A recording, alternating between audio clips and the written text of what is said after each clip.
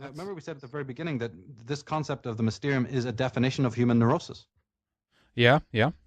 If we face the fact that at the time of the birth of the ego, this mysterium came into existence, either it's an epiphenomenon of ego existence, or it even is the ego, or it is what helps you to have this mythical, phantasmic understanding of your self-identity, then we see that anything that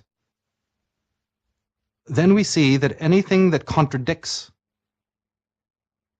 the programming of the mysterium, yes, is the reason why people are becoming neurotic. Because even though you have a mysterium, it doesn't mean that nature ceases to exist. It doesn't matter, as you earlier mentioned, that the instincts, like the animals you said operate on the instincts, remember? Yeah. Those instincts are called archetypes from psychology. They still exist. In fact, as we said, the self exists in the deepest hemisphere of man's mind.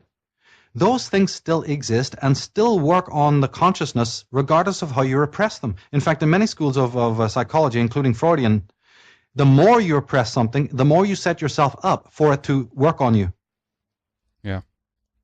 Take that one step further, and when we said that all repressed content works to become fate, remember that whole idea that what you don't look at within yourself turns up outside of you as fate, the old Jungian principle? Mm-hmm. Do you see how important this is? This ties into why the Taoists probably did have this non-interference policy.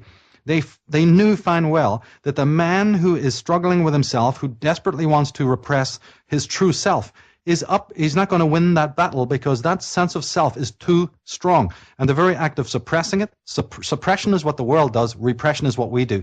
So the mind the unconscious mind, all the content of the unconscious is put there because of suppression by the world, to which you must conform in order to have a worldly existence, and it is repressed by your own ego in order to create a false homeostasis so that you can feel that you have this false sense of identity.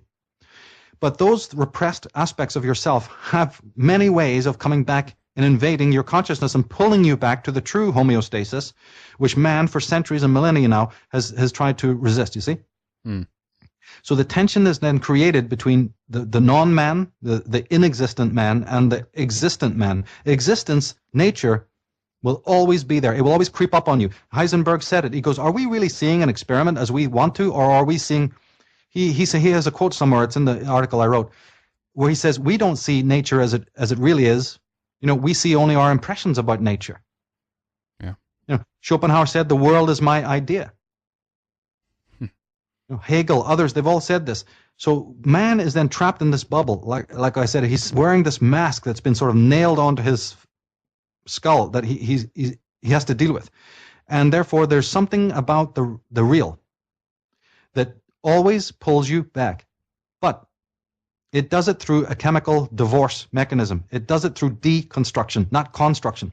The Taoists, the Zen, the Jains, the Druids, they all knew that because you stand in opposition to what is real, you set yourself up to attract the very forces of destruction, if you want, or deconstruction more correctly, that will work upon your falseness to drag it down. Figulus, the alchemist, he said that nothing changes unless it is first broken down to its first matter. Mm-hmm. The whole idea that carbon is the basis and all that. Until things are broken down into their basic elements, you can never have the phoenix rise from the ashes. So what we're looking at now is and you were hinting at this earlier, there is something happening in nature already. There's something happening outside of man's own sphere of influence that is causing an erosion of the mechanisms. You see these false phantasms that have become created. The self will not be suppressed. It will call man back, or it will destroy him. It will destroy the constructs that he's living in the shadow of this great beast.